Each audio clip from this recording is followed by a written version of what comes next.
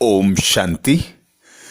13 नवंबर 2022 अव्यक्त बाप दादा ने रिवाइज कोर्स 10 दिसंबर 1992 को हम बच्चों का अटेंशन खिंचवाया। पूर्वज और पूज्य की स्मृति में रहकर सर्व की अलौकिक पालना करो। पूर्वज और पूज्य की स्मृति में रहकर सर्व की अलौकिक पालना करो। बाबा आकर ब्रह्मा तन का आधार लेकर हम बच्चों को ऐसा श्रेष्ठ बनाता जिससे हम आधा कल्प पूज्य होते और सारा कल्प के लिए सर्व आत्माओं के पूर्वज बनते। अर्थात बाबा आकर जो सतयुगी स्वराज्य की स्थापना करते, एक धर्म आदि सनातन देवी देवता धर्म की स्थापना करते। उसमें बाबा कहते कल्प वृक्ष में जो पूर्वज आत्माएं बैठी हैं वे तुम हो। अर्थात तुम जड़ हो, आधार हो, तुम पर ही सारा झाड़ टिका होता है। तो तुम बच्चों को ही जो तुम्हारी रचना है उसकी पालना करनी होती है, जिसके लिए तुम बच्चे संगम युग पर बाबा का बनकर बाबा से गुण ज्ञान तथा शक्तियों को धारण कर सर्व आत्माओं की पालना करते हो। जिस प्रकार स्वयं भगवान निराकार परमात्मा भारत भूमि पर आकर भारत को पतित से पावन बनाते, नरक को स्वर्ग में परिवर्तन करते, ऐसे ही बाबा कहते तुम बच्चे भी बाबा के मददगार बनते हो, सर्व आत्माओं की पालना के निमित्त बनते हो। तो आज बाबा हम बच्चों को अलौकिक पालना करने के गुह्य रहस्य बता रहे हैं। बाबा कहते आज विश्व रचता बाप अपनी श्रेष्ठ रचना को देख रहे हैं। सर्व रचना में से श्रेष्ठ रचना आप ब्राह्मण आत्माएं हो, क्योंकि आप ही विश्व की पूर्वज आत्माएं हो। एक तरफ पूर्वज हो, साथ साथ पूज्य आत्माएं भी हो। इस कल्प वृक्ष का फाउंडेशन अर्थात जड़ आप ब्राह्मण आत्माएं हो। इस वृक्ष के मूल आधार तना भी आप हो, इसलिए आप सर्व आत्माओं के लिए पूर्वज हो। सृष्टि चक्र के अंदर जो विशेष धर्म पिता कहलाए जाते हैं, उन धर्म पिताओं को भी आप पूर्वज आत्माओं द्वारा ही बाप का संदेश प्राप्त होता है, जिस आधार से ही समय प्रमाण वो धर्म पिताएं अपने धर्म की आत्माओं प्रति संदेश देने के निमित्त बनते हैं। जैसे ब्रह्मा बाप ग्रेट ग्रेट ग्रैंडफादर हैं, तो ब्रह्मा के साथ आप ब्राह्मण आत्माएं भी साथी हो, इसलिए आप पूर्वज आत्माएं गाई हुई हो। पूर्वज आत्माओं का डायरेक्ट चाहे इनडायरेक्ट सर्व आत्माओं से कनेक्शन है। जैसे वृक्ष की सर्व टाल टालियों का संबंध जड़ से व तना से जरूर होता है, चाहे किसी भी धर्म की छोटी व बड़ी टाल टालियां हों, लेकिन संबंध स्वतः ही होता है। तो पूर्वज हुए ना। आधा कल्प राज्य अधिकारी बनने के बाद फिर पूज्य आत्मा बनते हो। पूज्य बनने में भी आप आत्माओं जैसी पूजा और किसी भी धर्म के आत्माओं की नहीं होती। जैसे आप पूज्य आत्माओं की विधि पूर्वक पूजा होती है, ऐसे कोई धर्म पिता की भी पूजा नहीं होती है। बाप के कार्य में जो आप ब्राह्मण साथी बनते हो, उन्हों की भी बाबा कहते उन्हों की भी देवता व देवी के रूप में विधिवत पूजा होती है। और कोई भी धर्म पिता के साथी धर्म की पालना करने वाली आत्माओं की विधि पूर्वक पूजा नहीं होती। गायन होता है, स्टेचू मूर्ति बनाते हैं, लेकिन आप जैसे पूज्य नहीं बनते। आपका गायन भी होता है तो पूजा भी होती है। गायन की विधि भी आप ब्राह्मण आत्माओं की सबसे न्यारी है। जैसे आप गायन इसी प्रकार से बाबा कहते, जैसे आप देवताओं का गायन बहुत सुंदर रूप से कीर्तन के रूप में होता है, आरती के रूप में होता है, ऐसे अन्य आत्माओं का गायन इसी प्रकार से नहीं होता। ऐसे क्यों होता है?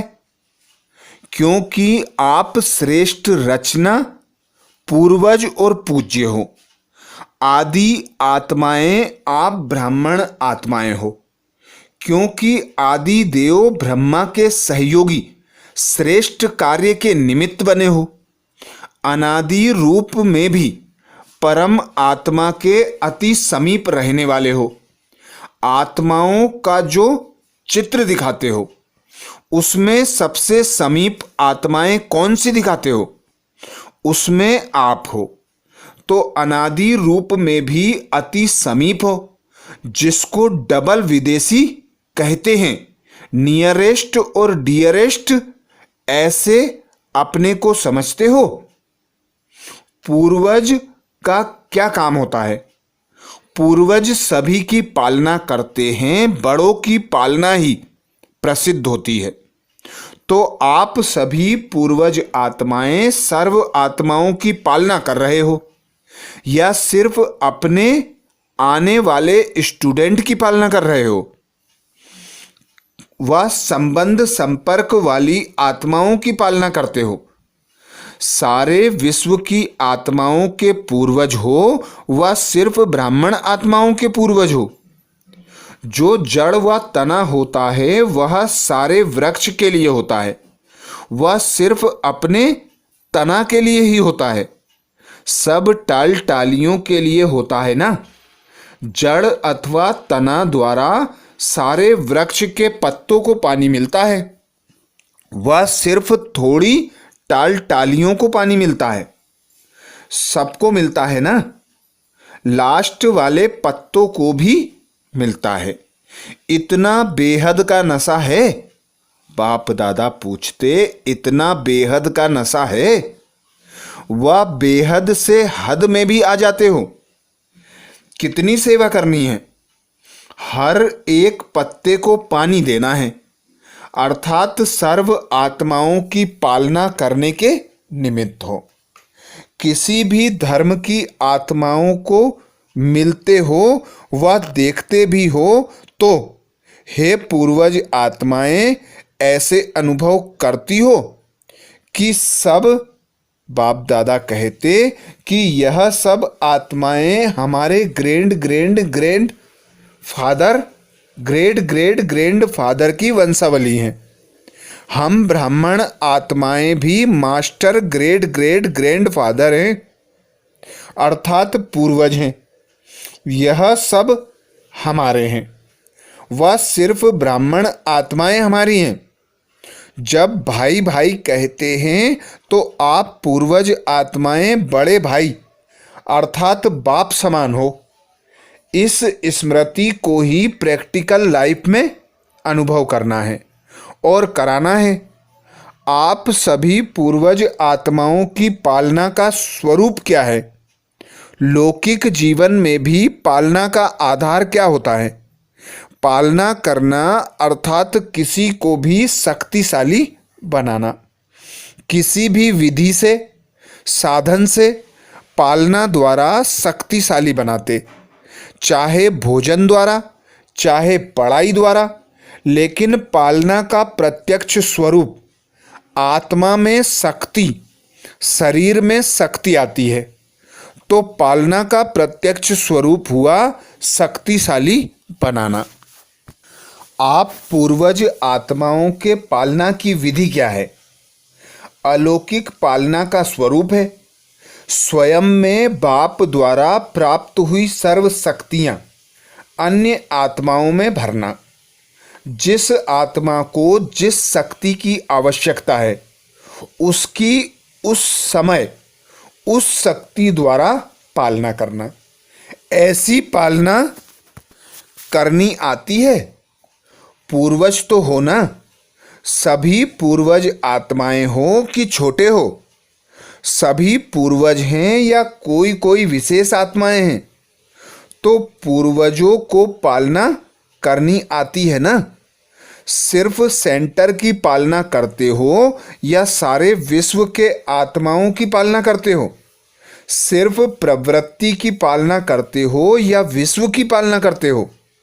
वर्तमान समय आप पूर्वज आत्माओं के पालना की सर्व आत्माओं की आवश्यकता है। बाप दादा कहते वर्तमान समय आप पूर्वज आत्माओं के पालना की सर्व आत्माओं को आवश्यकता है। समाचार तो सब इंटरेस्ट से सुनते हो कि क्या क्या हो रहा है। अयोध्या की घटना के बाद कई स्थानों से हिंसा के समाचार मिल रहे हैं, लेकिन पूर्वज आत्माओं ने समाचार सुनने के बाद सर्व की पालना की। अशांति के समय आप पूर्वज आत्माओं का और विशेष कार्य स्वतः ही हो जाता है। तो हे पूर्वज, अपने पालना की सेवा में लग जाओ। जैसे अशांति के समय विशेष पुलिस व मिलिट्री समझती है कि यह हमारा कार्य है अशांति को शांत करना, आर्डर द्वारा पहुंच जाते हैं और ऐसे टाइम पर विशेष अटेंशन से अपनी सेवा के लिए अलर्ट हो जाते हैं। आप सबने हलचल का समाचार तो सुना, लेकिन सेवा में अलर्ट हुए व सुनने का ही आनंद लिया। अपना पूर्वजपन स्मृति में आया। सभी आत्माओं की शांति की शक्ति से पालना की, या यही सोचते रहे कि यहाँ यह हुआ वहाँ यह हुआ। विशेष आत्माओं की ऐसे समय पर सेवा की अति आवश्यकता है। अपनी वृत्ति द्वारा, मनसा शक्ति द्वारा विशेष सेवा की। वह जैसे विधि पूर्वक याद करने में रहते हो, सेवा करते हो, उसी रीति ही किया।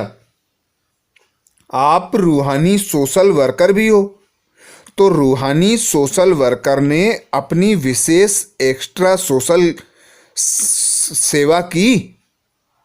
इतनी अपनी जिम्मेवारी समझी या प्रोग्राम मिलेगा तो करेंगे? ऐसे समय पर सेकेंड में अपनी सेवा पर अलर्ट हो जाना चाहिए। यही आप पूर्वज आत्माओं की जिम्मेवारी है।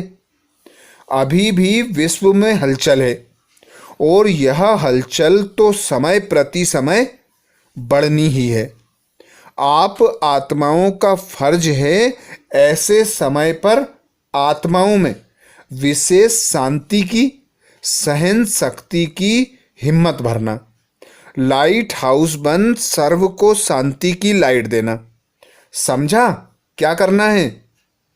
अभी अपनी जिम्मेवारी व फर्ज अदायगी और तीव्र गति से पालना करो, जिससे आत्माओं को रूहानी शक्ति की राहत मिले।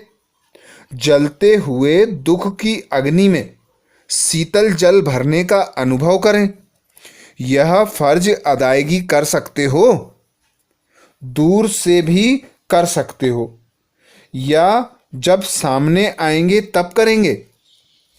कर तो रहे हो, लेकिन अभी और जैसे हालात तेज होते जा रहे हैं।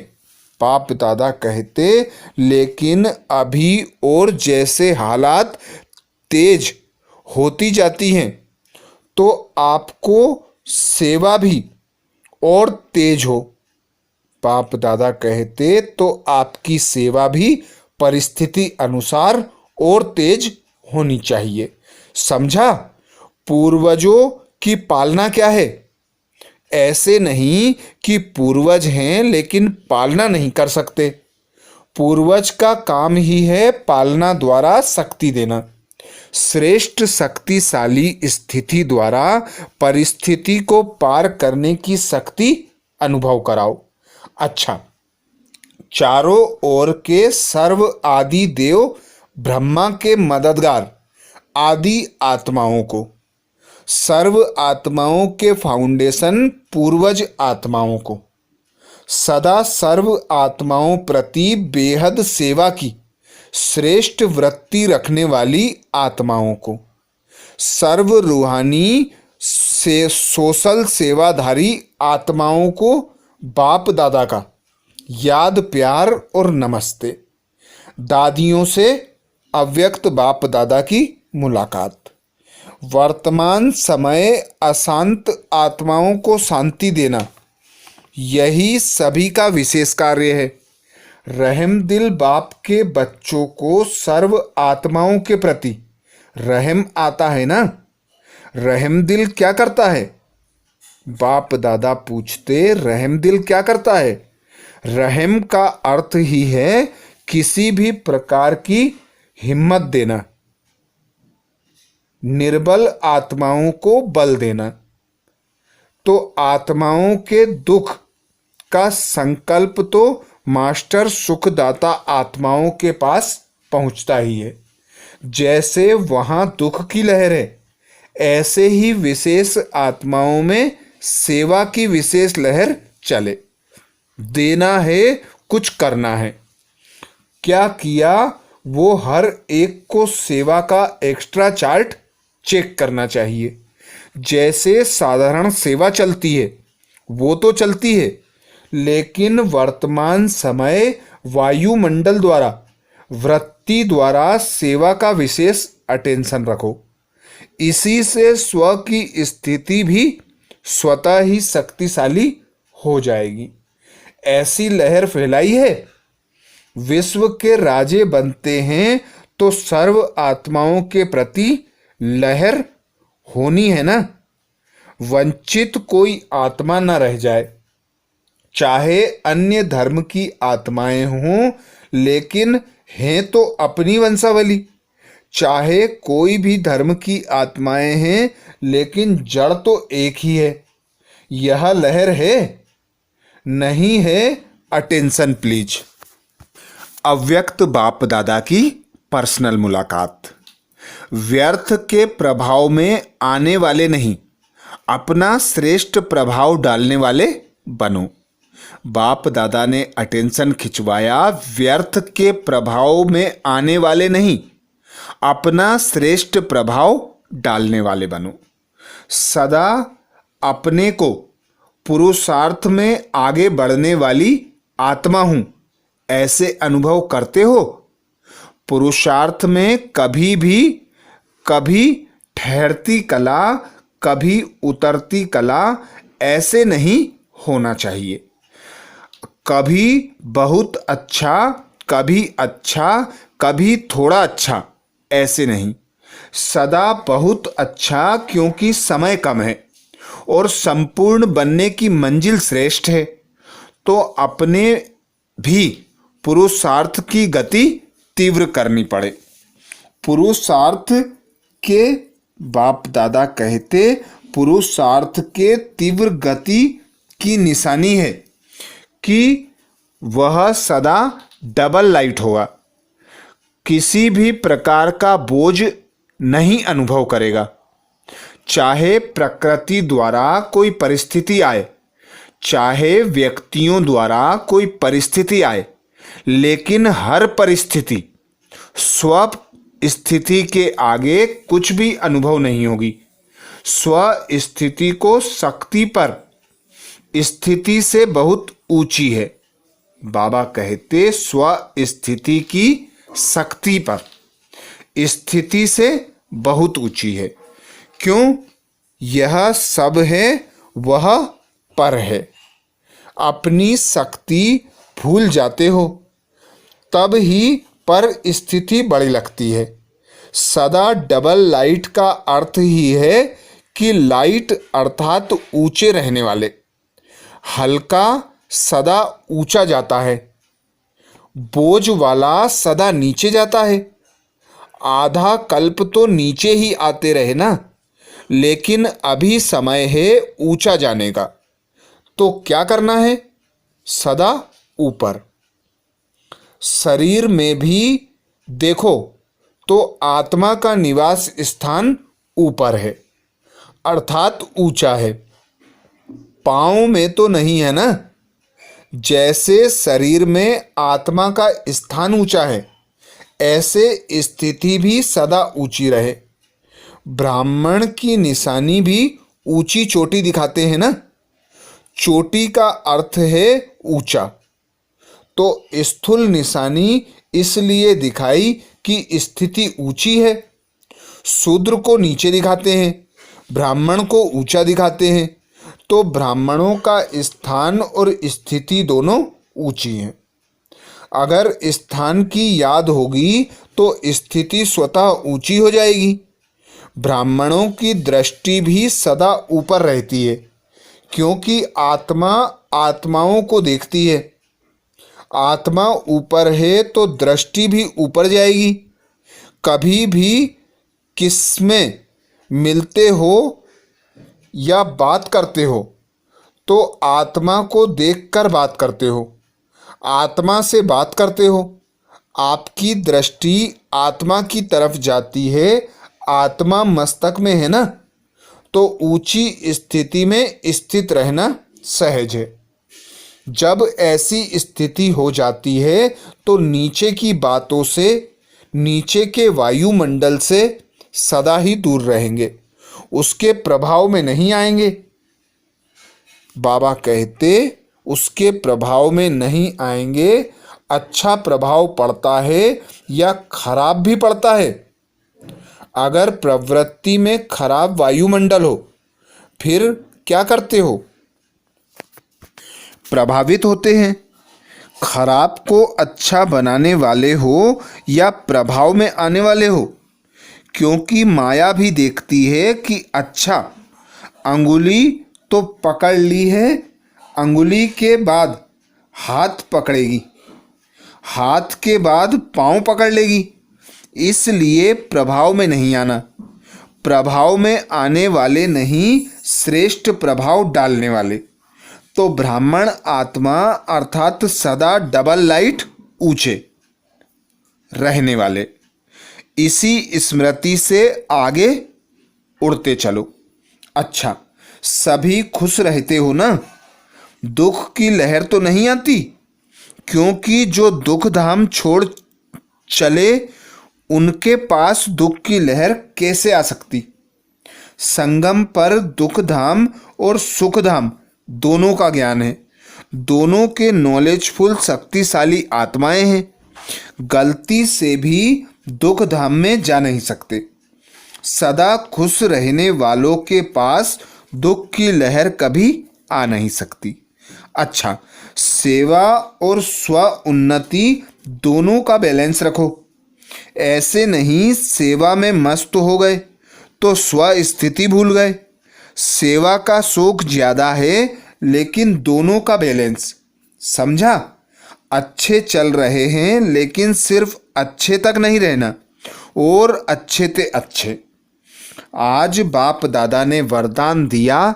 वरदान में बाप दादा कहते अपनी जीवन को हीरे समान वैल्यूएबल बनाने वाले स्मृति और विस्मृति के चक्कर से मुक्त भाव।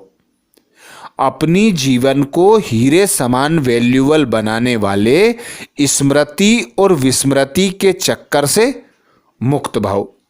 यह संगम युग स्मृति का युग है और कलयुग विस्मृति का युग है। अगर अपने श्रेष्ठ पार्ट, श्रेष्ठ भाग्य की सदा स्मृति है तो हीरे समान वैल्यूएबल हो, और अगर विस्मृति है तो पत्थर हो। यह स्मृति और विस्मृति का खेल है। संगम के रहवासी कभी कलयुग के चक्कर में, बाबा कहते कभी कलयुग में चक्कर लगाने वाले जा नहीं सकते। अगर थोड़ा भी बुद्धि गई तो चक्कर में फंस जाएंगे, क्योंकि कलयुग में बहुत रौनक है, लेकिन यह रौनक धोखा देने वाली है। संगम युग के रहवासी कभी कलयुग के चक्कर लगाने जा नहीं सकते। अगर थोड़ा भी बुद्धि गई तो चक्कर में फंस जाएंगे, क्योंकि कलयुग में बहुत रौनक है, लेकिन वह रौनक धोखा देने वाली है। स्लोगन में बाप दादा कहते, अपनी कर्मेंद्रियों को लॉ और ऑर्डर प्रमाण चलाने वाले ही सच्चे राजयोगी हैं। अपनी कर्मेंद्रियों को लॉ और ऑर्डर प्रमाण चलाने वाले ही सच्चे राजयोगी हैं। तो ये थे बाप दादा के महावाक्य। अच्छा, ओम शांति।